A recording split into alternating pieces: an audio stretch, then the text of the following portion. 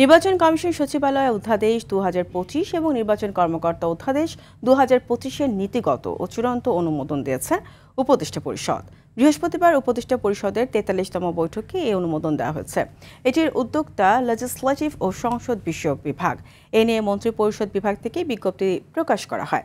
নির্বাচন কমিশনের কাজে গতিশীলতা আনতে কমিশনের প্রস্তাবিত এই দুইটি আইন সংস্কারের অনুমোদন দিয়েছে সরকার, জানিয়েছেন প্রধান উপদেষ্টার প্রেস সচিব শফিকুল আলম।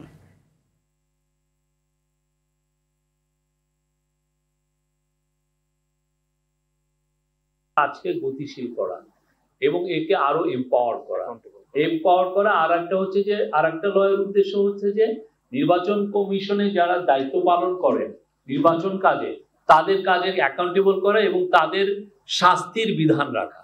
আগে যেরকম শাস্তির ক্ষেত্রে অনেক পুরো বিষয়টা স্পষ্ট ছিল না,